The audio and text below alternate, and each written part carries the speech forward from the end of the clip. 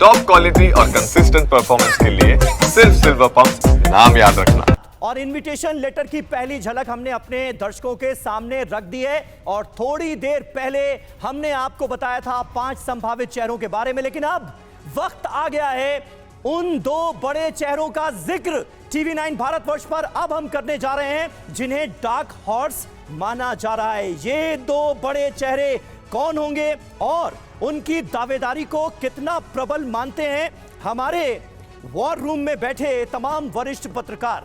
आइए अब इस पर नजर डालते हैं क्योंकि 5 संभावित चेहरे हमने आपके सामने रखे और अब बारी है डार्क हॉर्स।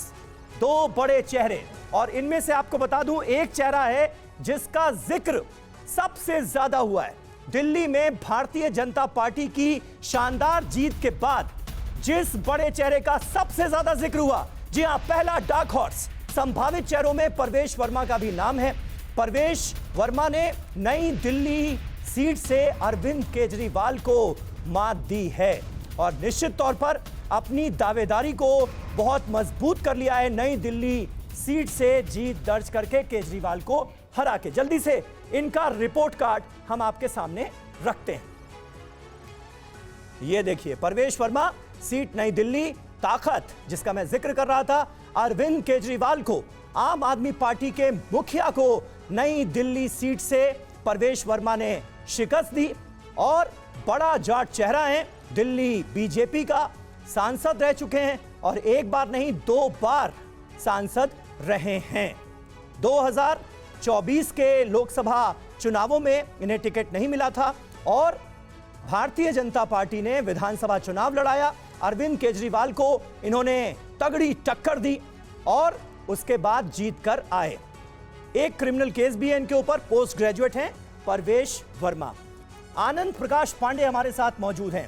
आनंद, ये वो चेहरा है जो कि सबसे ज्यादा सुर्खियों में रहा और जिसकी सबसे ज्यादा चर्चा हुई भारतीय जनता पार्टी की जीत के बाद, लेकिन अब यह कहा जा रहा है कि भाई परवेश वर्मा नहीं, कोई ऐसा चेहरा होगा जिसके बारे में लोगों ने ज्यादा सुना नहीं होगा। मतलब बीजेपी अपने फैसले से चौंका भी सकती है, लेकिन परवेश वर्मा जो कि डार्क हॉर्स अभी भी माने जा रहे हैं, उनकी दावेदारी को आप कितना मजबूत मानते हैं?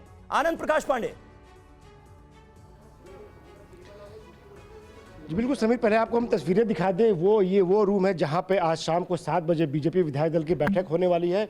इस रूम में जो कुर्सियां लगाई गई, आप कुर्सियां नजर आ रही है, इसको सजाया जा रहा है। यहीं पर शाम को 7 बजे बैठक होनी है जहां पर बीजेपी के सभी 48 जो जीते हुए विधायक हैं वो यहाँ मौजूद रहेंगे और इसके साथ साथ बीजेपी के केंद्रीय पर्यवेक्षक भी मौजूद रहेंगे, दिल्ली बीजेपी के संगठन के नेता मौजूद रहेंगे, 7 सांसद दिल्ली के बीजेपी के मौजूद रहेंगे जहाँ पर विधायक दल की बैठक में नेता का चुनाव किया जाएगा। रही बात परवेश वर्मा की, तो परवेश वर्मा ने अरविंद केजरीवाल को हराया, अरविंद केजरीवाल ने शीला दीक्षित को हराया, यानी कि नई दिल्ली सीट से पिछली बार आप देखते आ रहे हैं जो 2 मुख्यमंत्री मिले हैं दिल्ली को, वो नई दिल्ली सीट से मिले। शीला दीक्षित यहाँ की मुख्यमंत्री थी, उनको हालांकि केजरीवाल बने, केजरीवाल को इस बार हरा दिया परवेश वर्मा ने। लेकिन एक बात जो हम बार बार कह रहे हैं कि परवेश वर्मा दावेदारों में सबसे आगे है, लेकिन परवेश वर्मा का नाम बड़ा है, यानी कि अगर यहाँ पे परवेश वर्मा मुख्यमंत्री बनते हैं तो जाहिर तौर पर आप ये कहेंगे कि परवेश वर्मा की सरकार, यानी कि बीजेपी जो एक मैसेज देना चाहती है कि कोई भी व्यक्ति संगठन या सरकार से बड़ा ना हो, तो ऐसे में कहीं ना कहीं थोड़ा सा उनके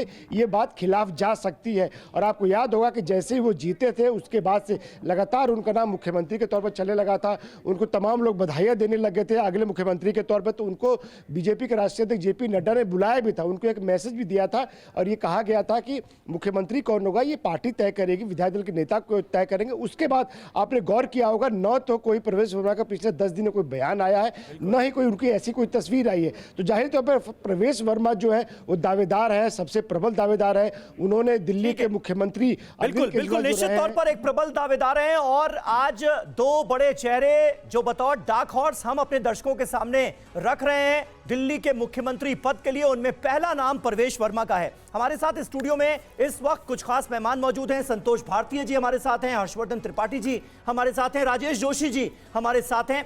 तीनों वरिष्ठ पत्रकार हैं, लंबा एक्सपीरियंस है। हर्षवर्धन जी, शुरुआत आपसे कर रहे हैं। परवेश वर्मा सबसे ज्यादा वो नाम जो सुर्खियों में रहा दिल्ली में बीजेपी की जबरदस्त जीत के बाद, क्या आपको लगता है, क्योंकि बात ये हो रही है कि भारतीय जनता पार्टी अक्सर अपने फैसलों से चौंकाती है, इसलिए हो सकता है परवेश वर्मा नहीं कोई और, लेकिन परवेश वर्मा के ही नाम पर अगर हम चर्चा करें तो दावेदारी आपको कितनी मजबूत नजर आती है और क्यों, अगर वो बनते हैं तो क्यों? 2022 में चर्चा चलती थी कि योगी आदित्यनाथ इस बार मुख्यमंत्री नहीं बनेंगे, बने। कहा जा रहा था कि नायब सिंह सैनी खट्टर जी को हटाकर बने हैं लेकिन आगे नहीं बनेंगे, बने। देवेंद्र फडणवीस कहा जा रहा था कि नहीं अब तो कहां देवेंद्र फडणवीस बनेंगे, बड़ा नाम है, बने। तो एक तो यही सबसे बड़ा आधार है। जब हम कहते हैं भारतीय जनता पार्टी चौंकाती है तो चौंकाती नहीं है, उसके अपने समीकरण हैं जो शायद हम पत्रकारों के विश्लेषण से थोड़ा इतर होते हैं, नंबर 1। नंबर 2 ये, हम कई बार कहते हैं और मैं मानता भी हूं भाई राजनीति मतलब सामाजिक समीकरण को साधने का खेल, जो सबसे अच्छे से साध ले वही आगे चला जाता है जी। लेकिन एक होता है कि आप मैन्युफैक्चर करें, एक होता है नेचुरल चले। अगर आप मैन्युफैक्चर्ड जाट लीडर्स को आगे बढ़ाते हैं तो उसका परिणाम क्या होता है, आप उस तरह से कोई नेता नहीं बना पाते, आगे नहीं बढ़ पाते। आपका एक नेचुरल लीडर मिला है आपको, हरियाणा, राजस्थान का एक बड़ा हिस्सा और पश्चिमी उत्तर प्रदेश।